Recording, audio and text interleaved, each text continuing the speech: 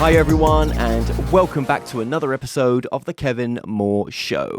Now, if you want to stay up to date with all my latest videos, just click that subscribe button below, as it really helps to support the show. If you're new to the show, I interview guests from a spiritual perspective, covering mainstream and alternative subjects, and much more. Now, on today's show, I'm about to be joined by my guest, Ron James. Now, Ron has been doing research and making films surrounding the ET question for over 20 years. He is the on-camera host of many original programs, including Bigger Questions and MUFON's UFO Network. They are the world's oldest and largest organizations dedicated to the scientific understanding of UFOs for the benefit of humanity. Ron James, thank you for joining us. Hey, you're welcome. I'm really glad to be here. Oh man, I'm so glad to have got you on, and I'm so glad that you reached out, or your people reached out at MUFON to have you here right now. So, just to begin with, if you were to sum up, what you've done with your career and where it's taking you to the path that you're on now.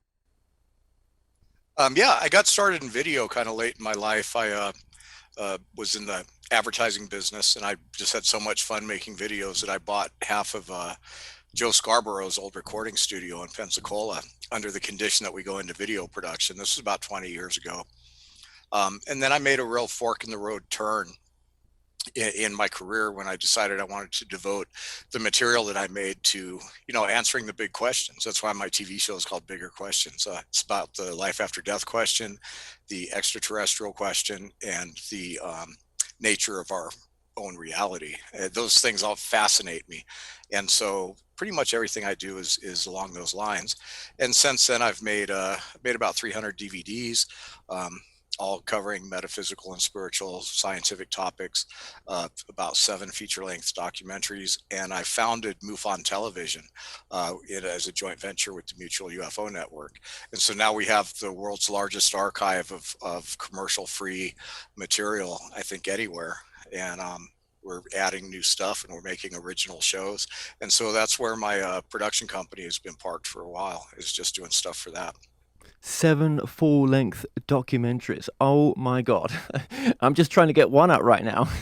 It's a lot of work. That's a lot of work, man. Yeah, I did Alien Disclosure. It Could Happen Tomorrow, which you can see on Amazon. I won 2 EBE awards for that. I helped with a lot with the Travis Walton documentary that you can see on Amazon right now. It's Travis, the true story of Travis Walton. I made a Dead Whisper about electronic voice phenomenon. I made Ghost Asylum. I helped with Marilyn Monroe Declassified, and then a bunch of other little ones here and there. And any sort of pull to want to go back to any documentaries right now? Well, I'm always working on a doc. I'm working on one right now called Nothing to Hide. I put it on hold when James Fox was putting out The Phenomenon, because I thought the two films were really similar. And so I kind of pulled back and am taking it in another direction. But there's so many things that are happening right now in the field. And there's so much we're being told publicly. And then there's so much we're not being told, because the people that are controlling the narrative are preparing the masses for more knowledge about the ET issue. And it's very unsatisfying to those of us who have a little better idea what's actually happening.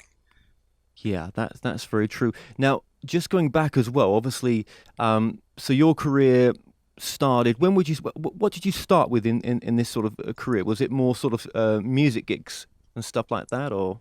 Yeah, when I first started doing video, I was making TV commercials. And then I ended up in Sedona.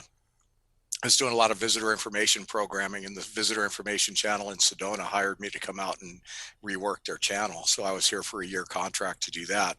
And then I ended up staying. And that's when I met Steve Bassett. He was coming through town, and he hired me to produce his X conference.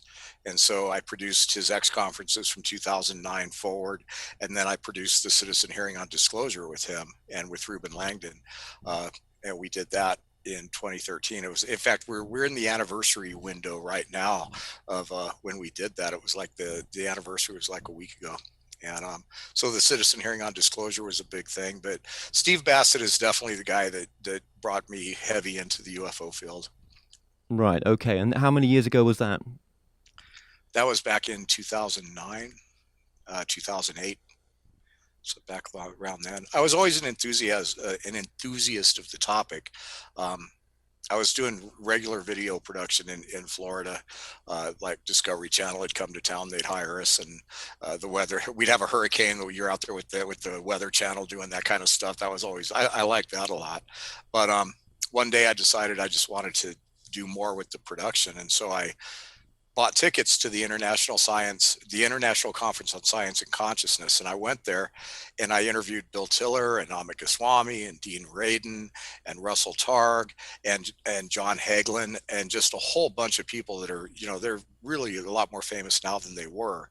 And I was just fascinated with this whole idea that we might be living in a matrix. And so that changed the whole course of everything for Well, me. absolutely, and that's become a lot more popularized now with shows like the Joe Rogan Show, when he gets people like Elon Musk on and others that talk about that subject as well. Actually, Yeah. obviously Joe's had a lot of people on in the UFO field more recently, which is interesting to see it get that kind of exposure. And we'll go a bit more into that as we continue this conversation as well. Gosh, what is it that's driving you then? You mentioned the three big things there. So really, this is your own sort of exploration, is it? This is what your passion is, to explore the nature of what is this reality in a sense. Well, it's interesting to me that when you look at what's unwinding in society, so few people are really asking the big questions. It's so easy to get stuck in the minutia of this existence, and to me, it doesn't make a lot of sense. That if you're someplace, it seems to me that one of the most important things you would want to figure out is what you are, why you're there, and what's expected of you, or what your options are, and why those are in place. So I have this saying that I always tell people, kind of tongue in cheek, is we bring ourselves into this matrix, deaf, dumb, and blind, and the ideal solution is that we puzzle our way back out. And that I'm surprised not more people aren't really focusing on that. And I try to put out stuff that kind of encourages people to look inward and look for answers to deeper questions. And where can people find your own personal stuff apart from MUFON as well? My show, Bigger Questions, the first season is mostly UFO related interviews, but that's on Amazon. I have a YouTube channel. I have several, but Ivolve TV, IVOLVE TV, has a lot of my older stuff on it. And I tend to post new things on there all the time. And then for the last year or two, mostly I'm doing shows that I'm putting on MUFON TV. There'll be a new Life After Death Files 5-part series about near-death experiences and science studying life after death. It was going to go on Amazon, but we're not sure where we're going to put it at this point. Okay, that's amazing. Just how much you're doing as well. So, we'll link everything we talk about in the description below. So when you mention your websites, your back catalog videos, documentaries, DVDs, they'll all be below in the description. Okay. So just getting back to what you were saying there as well about the sort of bigger nature of reality and why people do not look into that. Do you think it's because potentially if we have come from somewhere like well, if you want to call it home, or others call it heaven, or whatever you want to call it, the spirit world, or whatever energetically that we may be at the core of our nature, do you think that some souls are set on a path where, in this particular lifetime and many others, they're not supposed to be looking at those questions? They're supposed to be getting on with having the experience that they came here to do, whatever that may be. Well, I think that's true, but I think looking at those questions is part of it, because people will say that we're human, we're energy beings having a human experience, a physical experience, but there's a reason for it. And so, although this reality tends to roll out challenges to you and different ways that you forge yourself, there's a bigger why to why that's happening. So kind of what I hear you saying is, shouldn't we be focusing more on making sure we got the bills paid and making sure we're making the right decisions and making sure we're not telling lies to people and being good people, although a lot of people don't even focus on that, as opposed to trying to figure out what it's all about. I think figuring out what it's all about helps us to navigate these challenges that come up. Because if spiritual teachers and even modern people talking about the purpose of this illusion are correct, then we're here to forge ourselves into and grow and define ourselves as independent energetic beings. And so the minutia is important, but I think understanding why it's here and what the implications to our reactions and our decisions are is part of looking deeper and further and wider as we examine our existence. When you say that, I just think of, the tragedies and the lessons that we all of us have to go through, and nothing related to what we're about to talk about as well, but just the mundane stuff in a sense. Um, that might just be so important to a soul's growth. Do you know that? Yeah, absolutely. I think that uh, I mean, imagine that you're this sea of consciousness, right? And you're spinning off parts of yourselves and giving it autonomy. There has to be a mechanism where these parts, once they've reached their full bloom and are individual pieces of energy like children, um, where they return to the whole in a harmonious way. And so you can't just spew off parts of yourself like sparks and let them go do whatever. So I think it just makes sense that we kind of find our way back to a harmony with the one through however many lives and existences and however many different places and times it takes. And so when I talk about, examining the bigger questions of our existence, um, it doesn't conflict with navigating your life in a way that you're dealing with the minutia and the details of existence here, because there's a reason for it. And so I'm not saying that we should be like ignoring it, because we can't. No, absolutely. And what if, people like yourselves who are, trendsetters in a sense that this is actually for future generations, way beyond the time that our tiny lifespan is going to be here. Do you know what I mean? That you're setting a sort of library up in a sense. Oh yeah. And I think that, the perception of this stuff is unfolding, and each generation, it's almost like they have a genetic knowledge. Like if you talk to the kids now about ETs, they don't even doubt it. I mean, they're not the same generations as the guys that came up in the Roswell time, where there was a huge swath of people with a burning desire to get to the truth. You don't find that as much in the millennials, and you find it even less in their children. And it's because this knowledge and understanding is already ingrained. We totally understand that there's aliens. It would be silly not to think that. And we totally understand that the government probably knows a lot more than they're telling us. So we get all of that, and it's a given. And when we need to expand our knowledge and our reaction to it more, that time will be appropriate, and we're showing up for that. And until then, we don't need to go to conferences. We can watch Ancient Aliens. It's a whole different demographic, but it's a broader, evolved understanding. And that kind of cascades through all of human evolution. Absolutely, it is. And obviously, let's just talk about MUFON just quickly as well. So obviously, people can find a slew of content on YouTube.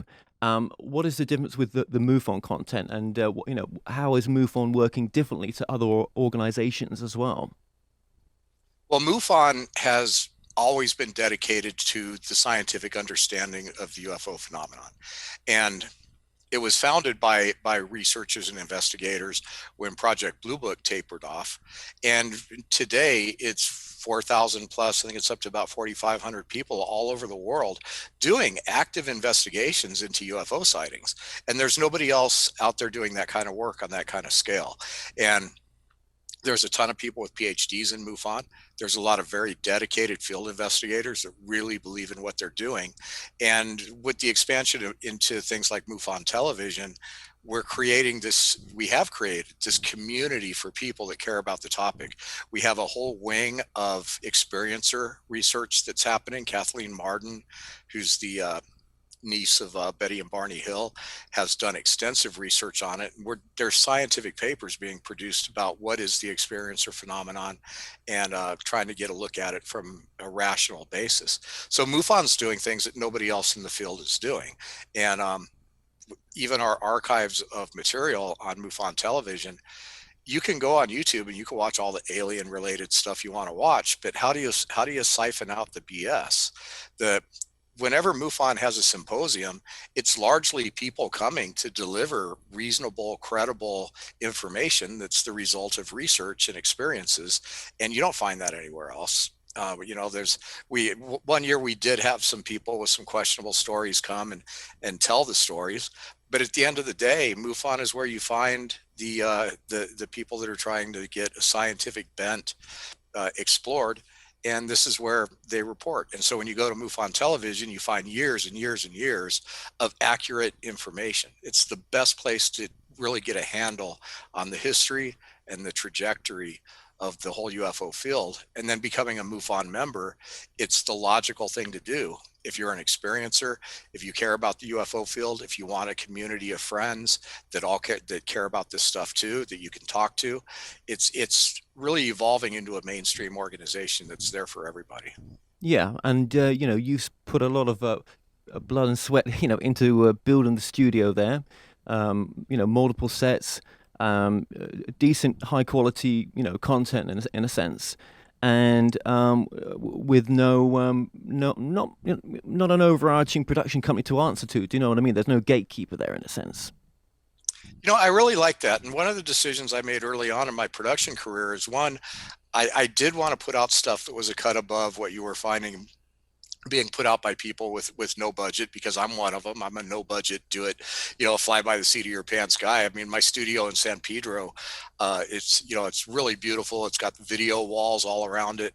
But I built that thing. I got in the drill and hammer in my hand, and I built it from the ground up. After I designed it, I created the graphics that you see on the walls, and I run all the equipment that makes the thing possible, do all the editing, and it's quite a feat.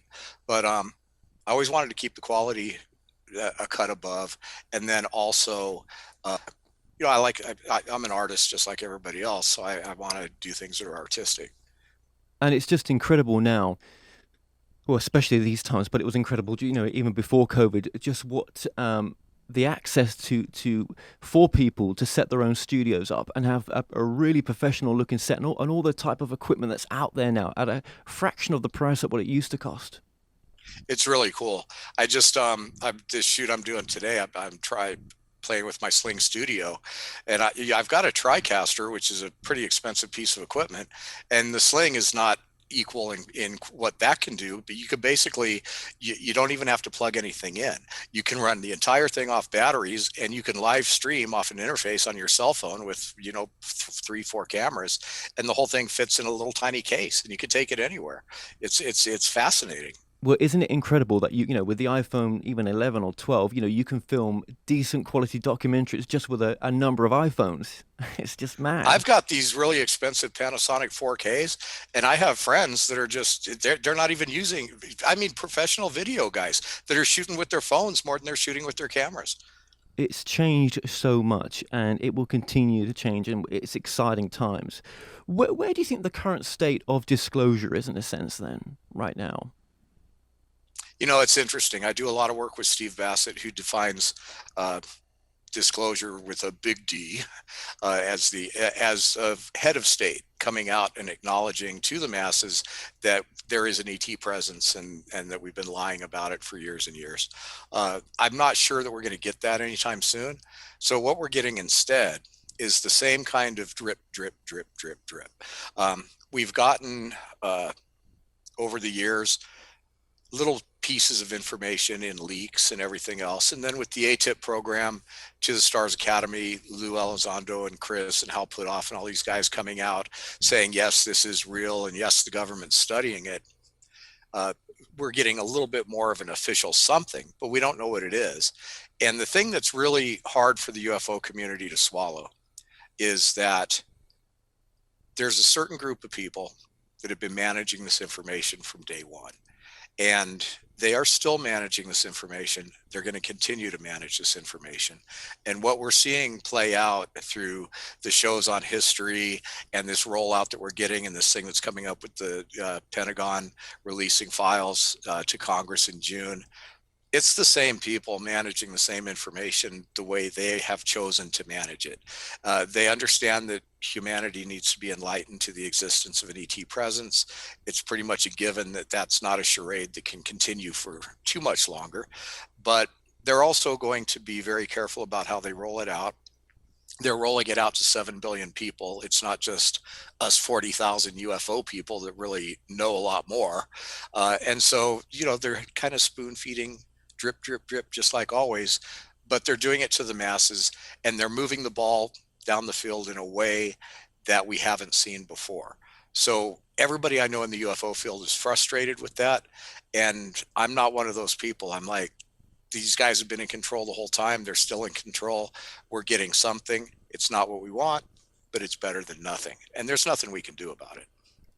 Yeah, I mean, what do you think it would be the difference to mankind to know that there was something else there and it was with solid factual scientific evidence in a sense?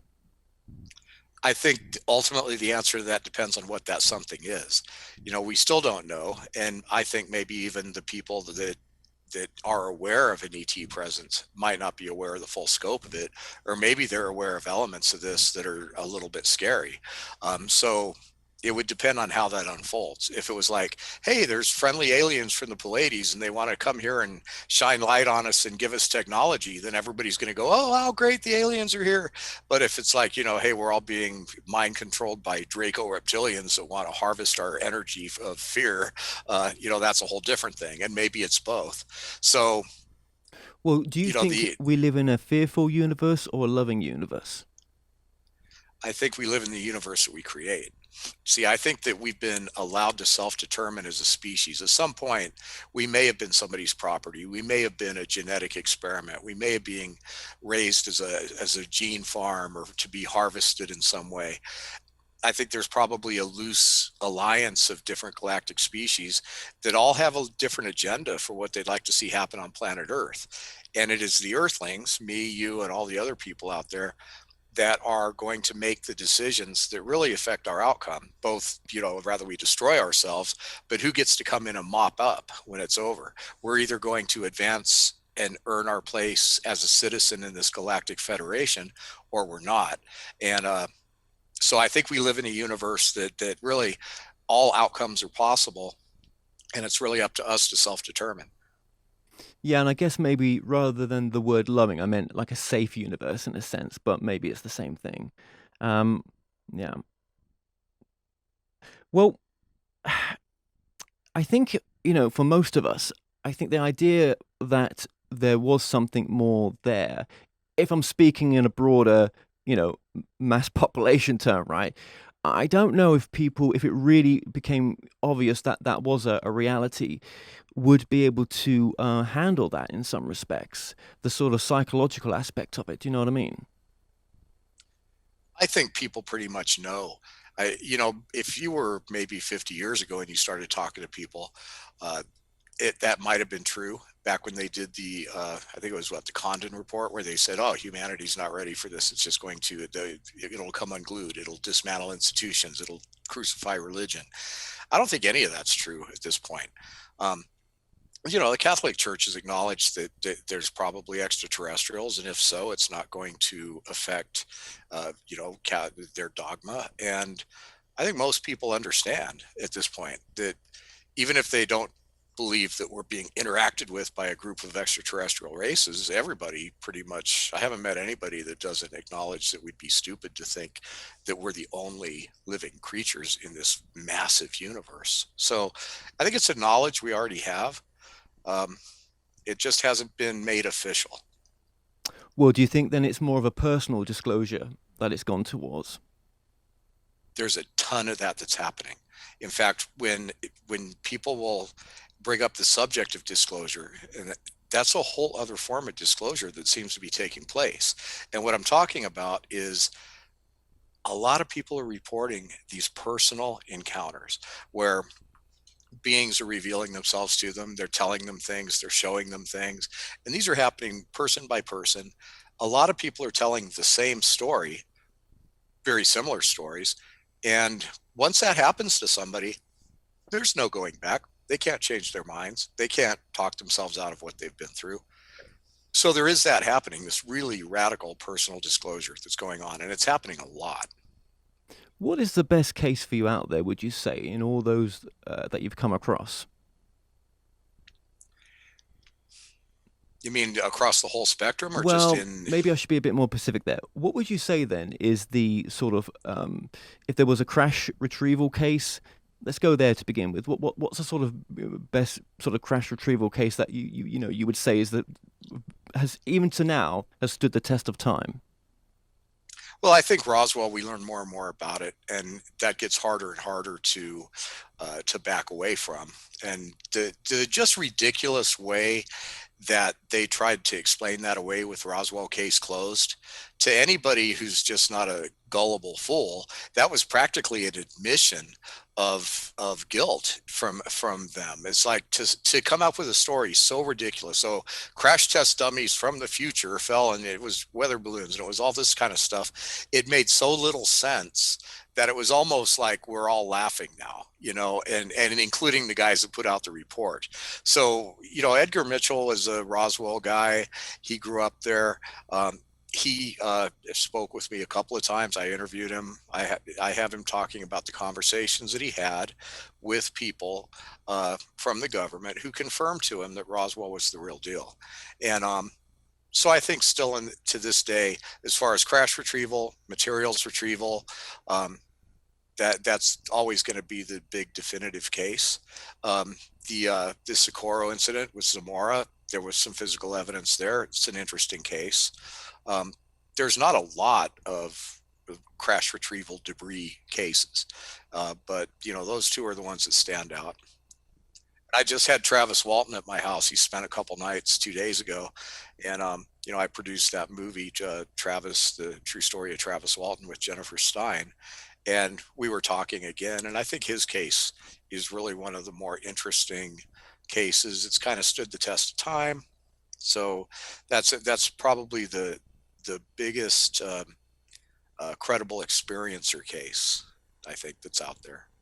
Yeah, I was just going to ask you that there. Yeah, the experiencer case. Yeah. Is there any other experiencer cases that you feel are genuine? Well, I'm good friends with Kathleen Martin, and her aunt and uncle were Betty and Barney Hill. And, that's another case, and that I think has a certain amount of credibility. And one of the reasons that I think it does is because the story they told way back then is a story that is similarly told now. The way the encounter unfolded, and what they were told. And this is a couple that had a lot to lose. Um, you know, it was a different time than it is now. They were an interracial couple, and they were doing really well for themselves. They had a good life, and that was a lot to overcome back then. And to come forward with such a story and to stick to it, uh, that took an insane amount of courage, and there was no upside to doing it. And so just the fact that they did that means that something profound happened to them, and they were willing to sacrifice anything if necessary to share it with the world. And so, not very many people are going to do that, come out of a very comfortable place and take that kind of risk. And so I give that story a credibility for that reason. And when it comes to researchers, the sort of credible ones that are here with us now and have passed on? Well, I think Stanton Friedman was one of the greats, although he put out, uh, there's an interview with Stanton and I on YouTube. Just Google Ron James Stanton Friedman, and it was a lot of people are saying it's one of the best ones ever done. He had some interesting positions on stuff. The MJ12 papers, he believed were mostly legitimate. I tend to agree that that's probably true. He didn't believe Bob Lazar. He laid out a good case for that, but I'm kind of neutral on Bob. So, but the thing is he did the research, and there's Dr. Roger Lear, who did a lot of really great stuff. The people today, I mean, Richard Dolan obviously is the rock star of the whole field, because he's the real deal researcher, and he's done the work. And then we have guys like Grant Cameron, we have Kevin Randall. There's a lot of people out there doing really good research still. And then you have some that are just gone off to left field and have stayed there, pitched a tent, and they're sending up smoke signals, and they're getting mad because nobody's paying attention to them. So, and they know who they are. So yeah, there's still great people in the field doing the work. Yeah, well, just go into the Bob Lazar story then. What do you think about Area 51? Having known his name's left my mind. You just mentioned him. Some Stanton Freeman. Sorry, having known Sure. Stanton Freeman, what do you think about Area 51? Well, I mean, Area 51 is its own thing.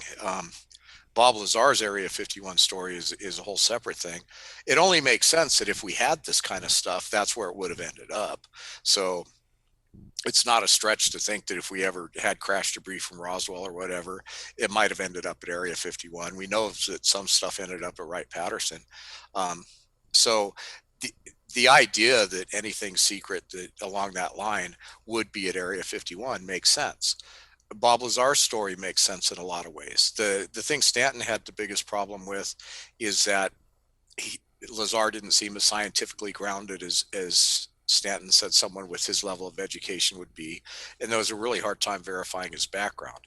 So there could be a lot of reasons for that. So after listening to Bob Lazar tell his story, after listening to Stanton talk about all the reasons why Bob Lazar's story can't be true, it kind of lives in my gray box at this point. I can't make up my mind either way.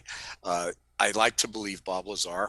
Um, he's another one of those people with no reason to lie. And I think that if George Knapp believes him, and he vetted him pretty well, um, there's a good reason to believe that a lot of what he's saying is true. So I don't doubt him, even though I did hear Stanton out, and he's got some pretty good points. I actually met with Bob Lazar's wife in Vegas, Tracy Lazar, she was at the time. And I mean, she made it quite clear that, as far as she was concerned, and she was with him at the time, none of it was true. But, she wasn't prepared to go on record to say that because, she loved him at the time they were together. And, she's moved on with her life now. She's got a new family and everything else. So she hasn't gone and publicly said that, has she? No, but I met her face to face, and she made it quite clear to me that none of it was true. Did she say why she thought that? I mean, Yes, he just yes, concocted it and told her. she felt that he was, borderline certain behavior, and whatever that behavior is, enjoys that attention. That that's completely possible, but there's a couple of things about what he says that actually make sense. When he describes these craft and how they work, there's consensus about that, and it didn't just come up with this information wasn't out there before. The anti-gravitic properties of the craft and how they might possibly work, and the chemical elements. What was it, element 119 or something um, that he said existed, and everybody said, well, it doesn't exist, but now we know it does exist, and it may have properties that when properly tweaked could produce those kinds of results. So like I said, it's one of those mysteries. And then I was talking with Paul Davids, and we were comparing. Paul Davids is a guy who produced Roswell. He's a pretty well-known guy in the field. He's a really good friend of mine. We were talking about Bob Lazar. We were talking about Stanton's take on Lazar and Bob Lazar's story. And, Paul actually voiced his opinion that, well, maybe Lazar is telling a story that he was told to tell, which would explain why there's a lot of holes in it. So you it's never very, know. very I mean, interesting. her point was, she shared a bed with him and she knew what he was up to, and that was not one of them. Yeah, it was Wow. Wow. interesting. Yeah, very interesting. So that kind of leads on to discernment as well, because there is, as you've mentioned as well, there's a lot of misinformation out there based on the host, for example's own opinion. Yeah, for sure. And so I always try to keep a neutral stance. I approach my work from a journalistic standpoint, and in this field it's very hard to do that. Um, so I try to keep my opinion out of it. I try to report facts. When I make shows, I try to keep the slant away. And the things that I actually, if somebody says, well, Ron, after 20 years of producing media and doing research in the UFO field, what do you think is going on? There's a very small amount of things that I would actually sign off on as, yes, I absolutely believe this. There's things that I suspect are true. There's things that are in the gray area, like the Lazar story is one of them. There's things that I think are total fabrications, but it's also tempered by the fact that I don't think we're asking the right questions when we ask about these things. Yes, because there's many whistleblowers that come forward, and their stories are so out of shared reality that, and when further research is done on them, um, it's just not matching up. Do you know what I mean? Yeah, there's too many of those guys. But when we sit around in our UFO community and we ask ourselves, well, are they from Venus? Well, maybe they're from the Palladians. Well, maybe they're reptilians doing this. We're ignoring the fact that science is getting closer and closer to proving that we're in a simulated reality. And if that's true, all of that stuff can be true. It wouldn't be a big feat, and none of it could be true, or all of it could be true for some people and untrue for others because it's a simulation. It's all possible. You want aliens coming from the Palladians and battling it out with the space lizards? Hey, just change the program, and there it is. So it's like arguing about different shades of blue. You know, um, it's almost a moot point when you realize that we're living in a very flexible reality and anything literally is possible. Well, what if you actually did the research on someone that's saying something, and you meet all their friends, and they say, "Nope, nope, this never happened. Yeah, this was a person, he, she, that was always known to be a liar, and everything that you know where they were at the time because you trace back people that they were with, or however you've done it, right? And that evidence was presented to you. If you have the evidence to show that this story is not true, then no matter what about the holographic universe, this is the shared reality that we're living in still right now. Sure. Well, the thing is like these people would have to be willing to go on the record because I've been told a whole lot of stuff, but I can't make a documentary about it. I mean, if the, I hate to go back and use your exact Bob Lazar example, but if you get her on video telling that story, that's a whole different thing, and then it becomes legitimate. But until you get that through fare where the people telling the story are willing to go on the record telling the story, then you don't really have anything to work with except except hearsay, and it just makes it very difficult to move from that standpoint. I would love to get her to sit down and tell that story, and that would definitely be something I would pursue. Anything in this field that will give you any kind of definitive anything is worth pursuing. I don't have an agenda for trying to make people think a certain thing. If I was presented with solid evidence from anybody that there was no life in outer space whatsoever, it's physically impossible, and here's why. I've had people tell me that, but if I had somebody that came to me and laid out that evidence and made that clear in a scientifically verifiable way, I would not have a personal problem sharing that story. I would consider it duty. Um, same thing with any of that stuff. If something comes to you that's mind blowing and paradigm shifting, as a journalist and a filmmaker, you have an obligation to put it out if you can quantify it. Do you think that the sort of maybe disinformation that's out there, just based on people's own mental health illness, right? Not that they're paid disinformation people, right? But just with their own psychological problems that they've gone down the route that they have. Um, how do people? Yeah, I mean, it's going back to that thing. Is it how do people discern? And it's very difficult if or is it even a problem? I guess it is because it takes away from some of the good cases in a sense. Well, I mean, everybody needs to be able to discern. What's really shocked me is how susceptible people are to ridiculous stories. There's a really good interview with Richard Dolan and I out there. If you search my name and anybody I refer to, these videos will pop up. Like I've got a really good one with Linda Moulton Howe, uh, a lot of people. But Richard is amazed at how gullible people are. We've watched people telling the most outrageous stories build huge followings, only to have this stuff crumble. And, especially to any rational mind. And so it's kind of sad that people are so willing to believe the more outrageous the story is, the more likely you are to find a following of people that will believe you. And why is that, do you think? Maybe people are just so bored with their mundane lives that they just want something extreme to glom onto.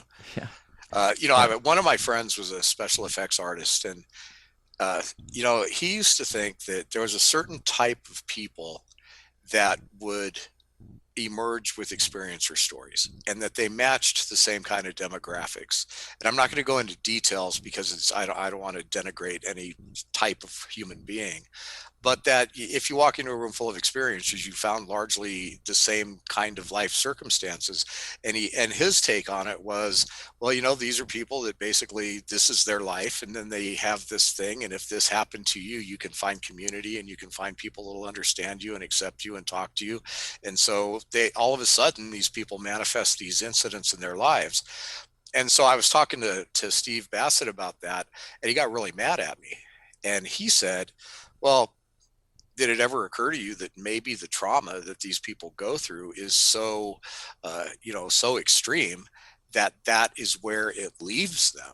And that is why you find these commonalities when you walk into that room. So, it could go either way. But I think, we're all basically, everybody loves a good story. And yeah, people in the UFO community are people too. Well, there's a lot of infighting, isn't there, sometimes in the UFO community, which is unfortunate.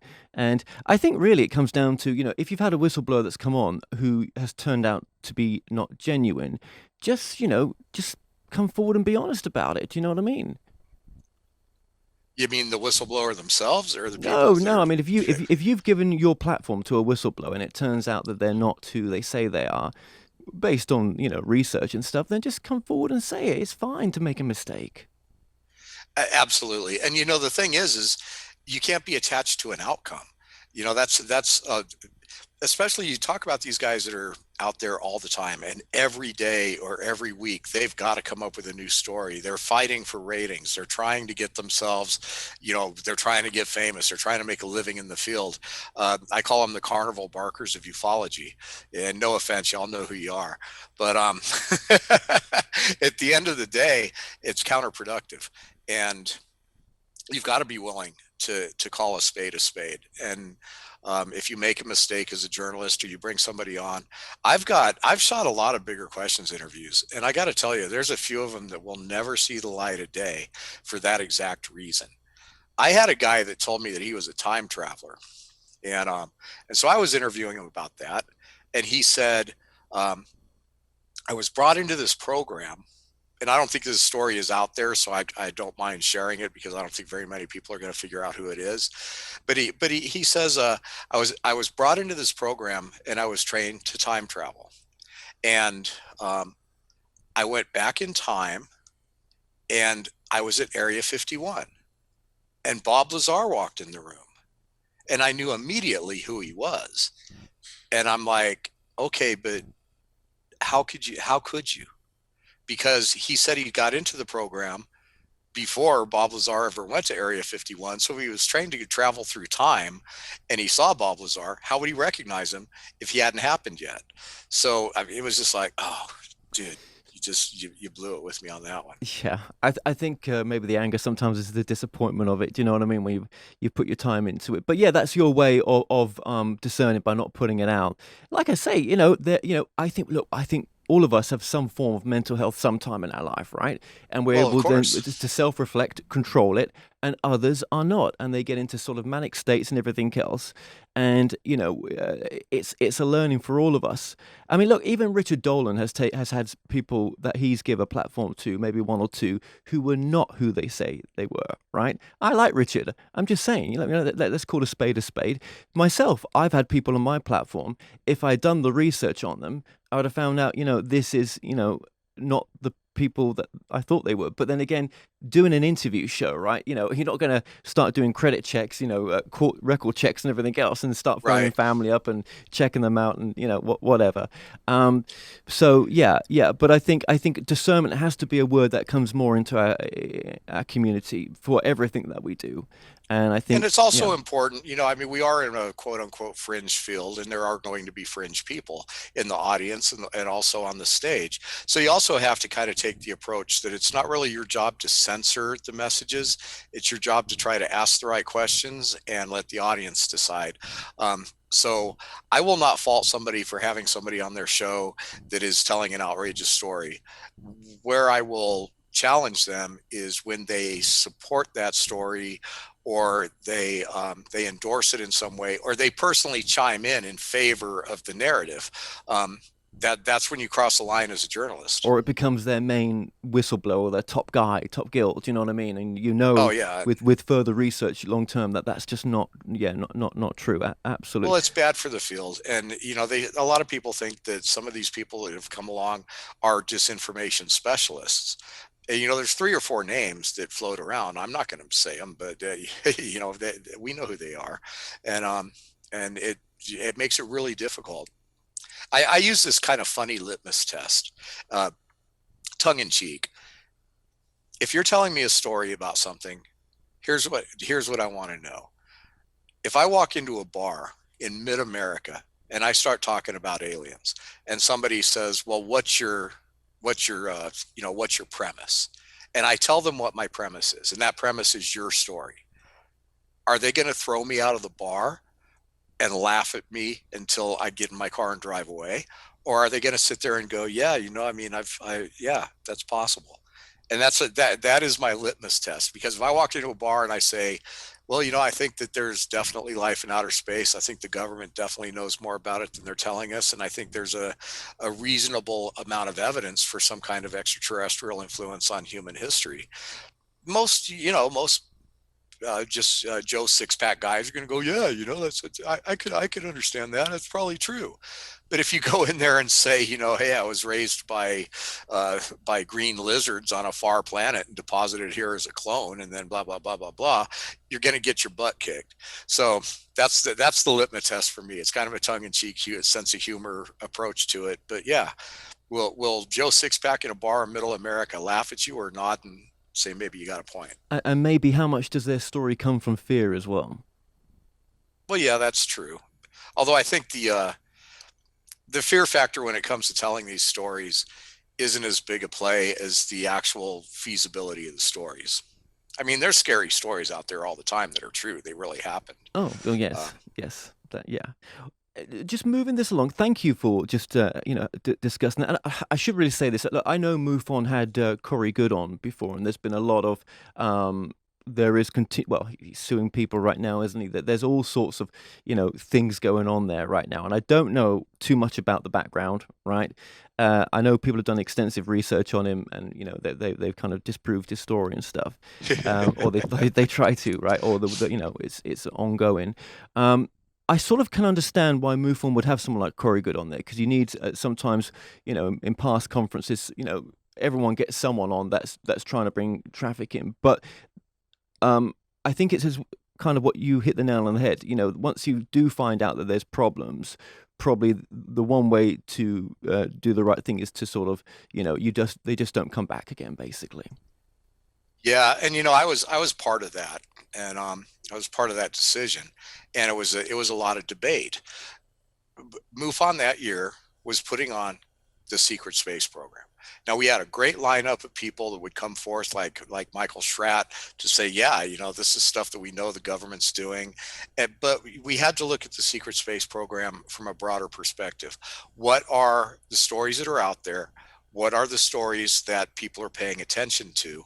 And even though some of them seem to come from a place that doesn't have scientific proof and isn't really in line with MUFON's stated purpose, we still felt like by not including them and giving them a chance to at least lay out their story to our very fact-based, many PhD type audience, that we were censoring them before they got to the stage.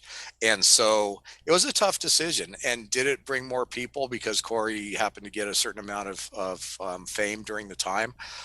Yeah, I think more people might have showed up to the symposium, but that was never it was never the reason for doing it. And we know so little about the nature of reality that I can't stand in judgment of anybody.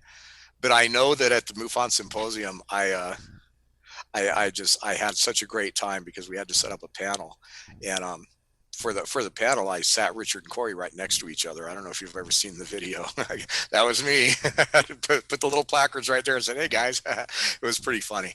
But at the end of the day, I can't denigrate anybody or their stories, but that decision was made because we felt like they were relevant to the discussion at the time, and they deserved to have their say. Unless the journalist came along and went through his life story, court file by court file, past person that knew them by past person, and built a different picture up, then that's different, Yeah, maybe. and you know that picture was built. It wasn't built at that time to that degree. You know, he was fairly new on the scene, uh, and that just wasn't in that part of the narrative at that point to that degree.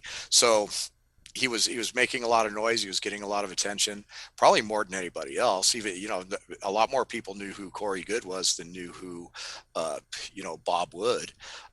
So you know, he got his opportunity to come in front of the most discerning crowd in ufology, arguably, and make his case. And I do not regret that decision at all, and I don't think that it really conflicted with MUFON Okay. standards to do it. Interesting. Yeah, yeah. Okay, okay. Well, I mean that could go be a conversation that goes on forever. You know, it's It like could, it's but like myself doing the channeling docu-series. You know, there is no for me, if they're bringing through information that's making you a better person like a bit like a life coach, you know, become your better version in a sense, right? Then that's a positive message. Now, if none of it was true and there is no life after death and we don't continue, and this goes for the mediums as well and the psychics, did that medium or psychic give you some closure that you couldn't have got any other way, and has it helped you move on with your life? yeah, you know, that's an interesting philosophical conundrum because a lot of people will say, well, you know, hey, he may be an a-hole in real life, but he's a really good spiritual teacher. And I'm like, well, if you're an a-hole in real life, you're not a very good spiritual teacher. That goes for all So spiritual teachers, though. They're all a-holes in life. Let's I wouldn't say we've all, but I've definitely met a few. well, hang on. They've all got an a-hole side, because there's no way to be on planet Earth and just to be devoid of not rising to conflicts, or not having conflicts in your life and not having a shittier side come out. Now, I've got a shitty side as well, right? Hopefully I've got it, you know, under control, in a sense that, you know, I don't go out there to be horrible to people, right? But we've all got an aspect of ourselves that's human, and to deny it or to say it's, you know, we've not done things that we're not embarrassed of in the past, or we're still working on ourselves, I think that's BS for everyone. That's my take on it. When you think about it, you know, we have supposedly the life of Jesus to model things over. So we expect more from our spiritual teachers. You know, we expect them to be better than us. And so when they're out there writing the books and telling us these ways to enlightenment and these paths to being better people, we expect them to be better people. And since really, how we interact with each other, and how we manage our tempers and how we treat people is part of evolving into better people, we expect our spiritual teachers to model that behavior for us. And when they don't, then it's very disappointing. And so, you know, I mean, obviously everybody has their bad side, but when somebody's out there telling, like I will always say, if you're going to teach me about relationships, don't be on your third marriage. If you're going to teach me about health and nutrition, don't be overweight. If you're going to be a life coach, don't pull up in my driveway driving a 10-year-old car telling me how to succeed. So if I'm going to give my attention to somebody who's going to teach me something, I want them to be living embodiments of what they're teaching. And if they can't do that, then I'm not really interested in what they have to say. So if you're going to take the stage and say you're a spiritual teacher, then yeah, you don't get to be an a-hole in real life, not to any great degree, because being a spiritually evolved person precludes that you're supposed to evolve past that. You're supposed to have a grace that is beyond the way you treat people. And I've been in the room with yeah, a lot of them. When I was doing the metaphysical stuff, I worked with a who's who of these people. And I was in the room with a very, very well-known Indian guru. Um, and I was shocked at how he was treating the people around him. And I just walked out of that interview and I'm like, wow. Um, and I was no longer interested in anything else that person had to say. Well, yeah, but they may bring good information through, but they're still working on their own stuff. But then some of Well, them, they need to back off and get their own stuff worked out, that's a and then they can lifetime come though. bring the That's good a information lifetime. through. Come on, Ron. That's a Well, then lifetime. they should be working at McDonald's, man. It's just like They're no better than a typical politician, in my They'd opinion. be better if they were more transparent about it. Maybe that would be more helpful for us all. Do you know what I mean? But Well, I mean, there's a I guess if somebody wants to come on and say, "Hey, I'm a spiritually evolved person, but I'm still an a-hole, and you suck, and I treat my people like crap," but that's how it's supposed to no. be, I'm sa- fine. I'm saying that that comes in still. To be of denial that it don't is the denial in a sense. Look, in this field, there's so many egotistic people, and I've been around some of them as well, and it's awful. Oh my God, their energy. Do you know what I mean? It's just like, you look up to these people, and then you get in there, like you're saying, it's like, oh wow, that's you, is it? Totally out of control. Okay. So, but great mirrors, great mirrors. Um, we've spoken about quite a bit of different stuff here that I didn't think we're going to completely That's get why into, I've right? been doing a lot of interviews, and these conversations get pretty cool, and I really love being able to speak on a huge amount of topics and make sense on some of them. Just going back, because I know we're going to go over time just here in a minute, so I'm going to try to be quick here as well. Just going back to that thing where, what if none of this was true? What if there is no afterlife, there was no pre-life, that, this is just a way for us to try to make ourselves a better version of ourselves for some of us, because it's something that we find to be truth, right? We feel it to be truth, and would it is it a problem? Well, I don't know how the two could reconcile. I mean, if there's no afterlife and there's no pre-life and this is it, you only get one chance, then I think there's going to be very few who succeed. I believe that the evolution of a soul takes many, many, many, many lifetimes because there's too many nuances, too many lessons to learn, too many experiences to have.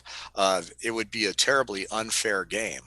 And if that is truly what's going on, I would be very shocked because it would make no sense.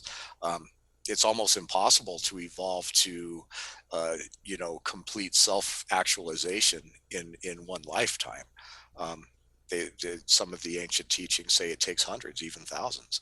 So if this is it, you are nothing before, you'll be nothing after. You get this one chance of a few years to evolve from this completely blindsided entity that opens its eyes one day in this absolute realm of insanity, and you have one lifetime to figure it out, and if you don't, you're ground into cosmic manure. And if there's no afterlife, then what is the reward for getting it? Because if there's no afterlife, you don't go anywhere. So we're here, we have this flash in the pan experience, and that's that. So everything that you just said doesn't really make any sense in the cosmic standpoint, because if there's no afterlife, then there's no reward for getting it right in this little blink of an eye. Well, I'm just putting the opposite out there. That there'll be many others that would and do think that way. Most atheists would say, can I not live a loving life and a productive life, coming from the space of that? Yet the way they live their life is almost spiritual in a sense, because that they are some of the nicest people. Do you know what I mean? They, they've almost like in denial of what it maybe truly is. Well, when you really drill down into what most atheists will tell you, um, they're not saying that they don't believe in, the possibility of life after death, or even spiritual evolution or any of those things. They're saying they don't believe that there's this being, this entity sitting on a big throne, playing puppet strings on humans. But the atheism in itself just denies the existence of a single deity. It doesn't deny the existence of extending consciousness. Maybe I'm just on, I've spoken to some whose own true belief is that, in a sense, is that there is nothing. Do you know what I mean? Not all believe the same, but yes, yeah, I understand what you're saying there as well. And just very quickly, getting back to the secret space program as well, right? As we weirdly, because why not, right? Yeah. Yeah. Obviously, we've got space tourism, we've got Space Force, which is incredible. Is there really any evidence that there's a secret space program out there? I have not seen enough definitive evidence. I haven't seen any definitive evidence. There's stories, there's possibilities that the stories are true. But I mean, as far as all of the lore that's out there, the existence of a secret space program, we've already got bases on Mars, there's Solar Warden, we're out there with spaceships that look like submarines. I haven't seen anything to verify that. It's a great story, it's a flight of fancy. I hope it's true, but it is one of the least provable elements in ufology. Absolutely, and it's going to be exciting to see where space tourism goes. I mean, it's incredible. I mean, you think the sightings that people may or may not have, right? Who knows? I mean, obviously we have a secret space program. We probably have craft that nobody knows. We have technology. Has it gone as far as some of this stuff? I don't think so, Maybe but maybe. unmanned. Yeah, I mean, did we figure out a way to make it to Mars in the 70s and build a little base there? I won't say it's impossible, but I will say that I have not seen anything that even resembles a smoking gun. I haven't seen a gun. I haven't seen a trigger. I haven't seen a bullet. I haven't seen anything. And witness testimony to say they've gone there is no testimony at all, really. Yeah, yeah, oh yeah, I know who you've been listening to when you say that. Yeah, no names mentioned. We'll try not to this time, right? Well, I'll try not to. Hey, sue me. It's all right. So I'm mentioning all these names. It's fine. Be kind Should be to. on a T-shirt. Be kind. Testimony Yeah. is evidence. Yeah. Yeah. Right. Um, but when you look out to space, right? The sheer idea, the unconceptualized or the understandableness of it that the universe goes on forever. I mean, how do you even we can't even conceptualize that, really, can we? I can't. I mean, I can think about it, but it doesn't make sense. Well, I'm a firm believer in simulation theory. The program goes on for as far as we can touch. It's really interesting that does the universe really go on forever? What's forever when everything's artificial? Is it just the illusion of lights in the sky, and then when we get a rocket ship out far enough, that reality manifests around that rocket ship, and when we send those beams, it's all a program. As far as I'm concerned, the physical reality, even in what we already agree on in today's physics, is a simulation. And so that simulation can do anything it wants. And that's why, these craft blimp in and out of reality. That's why, these beings appear to certain people that others can't see them, because it's out of what we understand. And if it's part of a holographic or simulated universe, that would make sense. But even then, you've others have said or hypothesized that maybe, it's interdimensional. There's a multiverse, whether that's Sure, but part the of the multiverse simulation. could be a part of the program too, or it could be a simultaneous program running on a separate track where there's mathematical glitches in between these. But that would imply that they take up physical space, and that physical space is interconnected, which I tend to not really sign on to.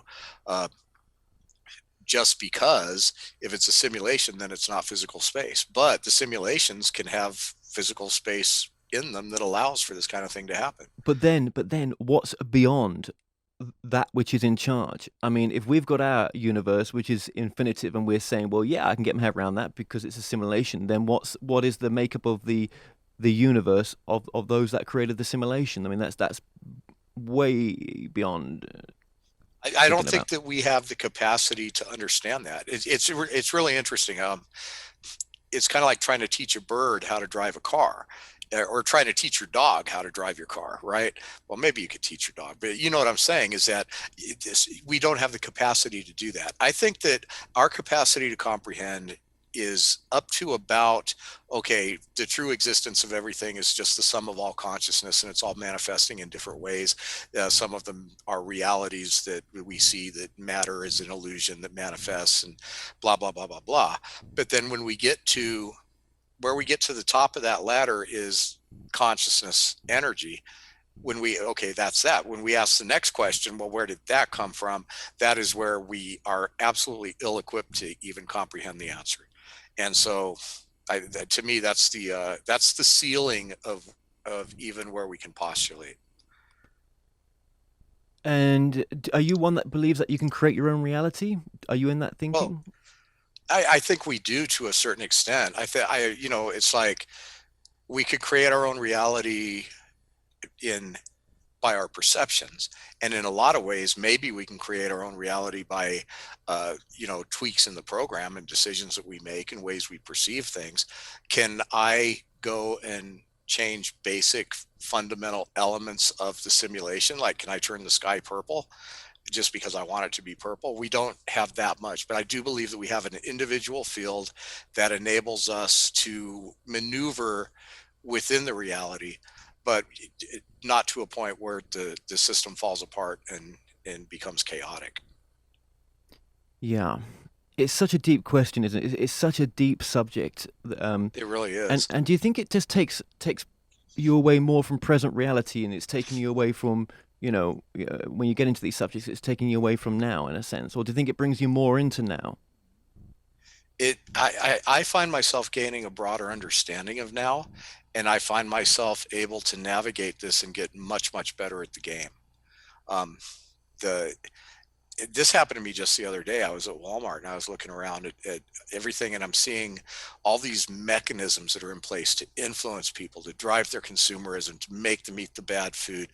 And I'm watching and I'm watching this unfold like I'm watching it from a distance. And that is coming from my awareness of the nature of this whole thing. And you ask if you can create your own reality. I think once you get to the point where you kind of see it from a bird's eye view, you have a certain amount of control because you're not a victim of it. My girlfriend always says once you stand outside the matrix and see in, you understand it in a completely different way, and you don't have to be in its clutches. Right.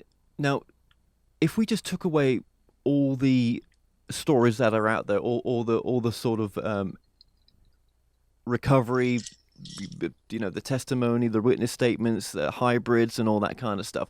What if a lot of this wasn't what it actually was, right? And actually, the true nature of the phenomena, as the government's been releasing some of this tic tac stuff and much more just recently, right? Is it's actually something way beyond our conceptualization, and it's not what we think it is. Oh, I think that's totally possible. I mean, like the most recent release of these triangles doing whatever they're supposed to be doing wherever they supposedly were. I don't know that many UFOs that have running lights blinking on and off at the same rate as in airplanes. So I don't know what those things are. I'm not going to be one of those guys that goes, "Oh my gosh, it must be aliens," because that's the least likely explanation.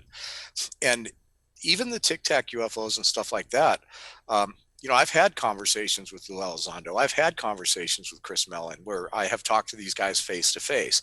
I've interviewed Chris over Zoom, and I've had sit downs with Lou, and I'm not convinced that these things are aliens. I'm not saying they're not, but there's a certain pedigree of patents and known research that says, well, maybe these things are ours, maybe they're in adversaries, maybe they're piloted by unseen beings, but we have not been given enough evidence to draw that conclusion. And so I want it to be true, but I'm not going to say that absolutely I believe that's what it is. I think there's a lot of explanations, and we're going to find out. Hopefully in June, we get a little closer to understanding what the real explanation is. And if it's aliens or extraterrestrials or species that we don't know about that are here on Earth, maybe that'll be okay. I hope that's the case, but I'm not going to be surprised if it's not. And 20 years time, 30, 50, 100, still no disclosure, still no, we're still at this stage in a sense of discussing and keeping it, out there that, whatever's, the latest sighting is or whatever it may be. How does that make you feel that, potentially there's, we're still in the dark a bit, or is that the journey? I don't think that's going to be the case because, and I think that's why even the people that have been managing this information are stepping it up, because they know we can't have a private civilian space presence. We can't have all these things happening that are not tightly controlled. Sooner or later, if there's something out there, somebody's going to find it. Somebody's going to land on Mars right on top of a pyramid, and they're going to go, oh, whoops. So the cat's going to be out of the bag. And I just did a story about the Defense Intelligence Agency putting out a Freedom of Information Act request where they acknowledged the existence of materials that came from UFOs, and it got downplayed and ridiculed a little bit, but the story's out there. You can, if you go to MUFON's YouTube site, it's MUFON's YouTube site. It's one of the first last videos that's up there. It's a very journalistic approach to this story. Defense Intelligence Agency admits it has UFO debris. Pentagon says it's not true. I mean, it's just crazy. Not But not I with busted them. Yeah, not with completely the same properties as that which was described in the Roswell stuff, where you could burn it, but you couldn't burn it, could you? You couldn't dent it, you could crumble it. It's doesn't, but it's the same. It could, what could is it sort of the same sort of synthesis in the sense that you could do more with it if we could understand it? Well, okay, so the material we're talking about is called nitinol or nitinol. That's I People couldn't have remember the name. debated That's with me it. Yeah, about what yeah, it's called. yeah. It's a shape-shifting alloy that supposedly we've had since 1959, which curiously enough, was a few years after the Roswell thing. And curiously enough, again, this stuff came out of a naval weapons research laboratory in 59. And so no back engineering there. Yeah, it doesn't do everything that they say the Roswell metals do. But what's interesting about this release, that's one metal that we have a history for.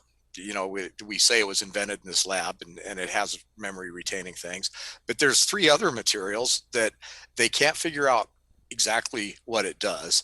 They can talk about what it might do. They can talk about how we might use it, but then the Pentagon steps up and says, "Oh no, we invented that stuff." And I just asked the really simple question: well, if you invented it, how come you don't know what it does? You know, and how come you don't know how you're going to use it? Duh. Sometimes it's just so ridiculous that you don't have to ask a whole lot of questions to figure it out. And if this phenomena, and it seems to be that it, obviously it doesn't want to show itself en masse. I mean, I know it's showing itself. That something's showing itself, but it's never been that. It's never landed on the White House lawn in a sense, right? And again, there must be deeper reasons for that.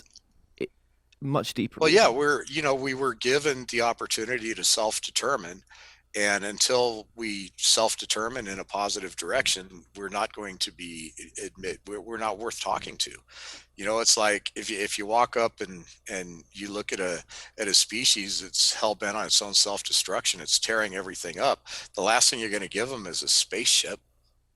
you know yeah, we've got to be uh capable of existing amongst ourselves and capable of taking care of our planet before any intelligent extraterrestrial species is going to say, hey, by the way, come join the Federation. It's like we're not welcome just yet. More of a sort of a spiritual consciousness shift in a sense as well, where people are coming from a different space, yeah, yeah, towards themselves as much as each other.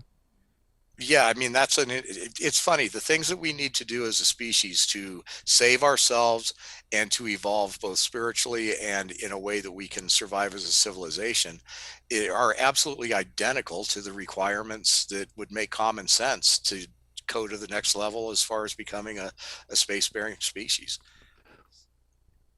What is an important message you could leave us with, Ron? um, well, I mean, be curious.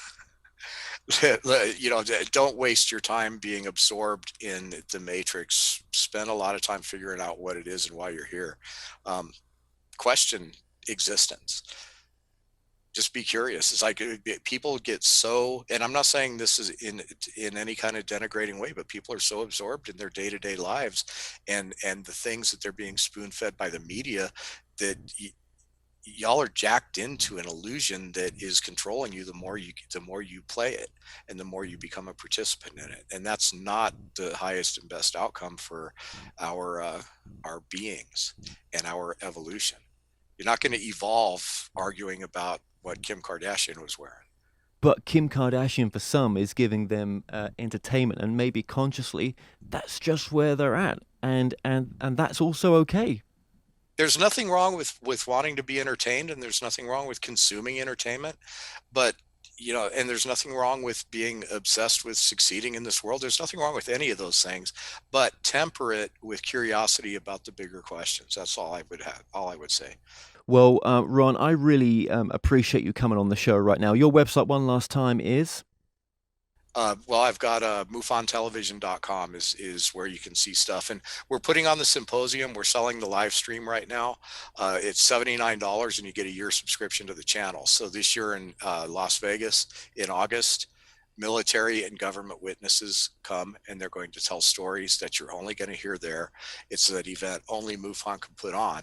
And if you can't be in Vegas, buy the live stream. Go to MUFON.com, MUFONsymposium.com, or MUFON Television and check it out. and there's so much back catalog conferences and shows available. There's a ton of stuff on MUFON TV. We have a collection of short films.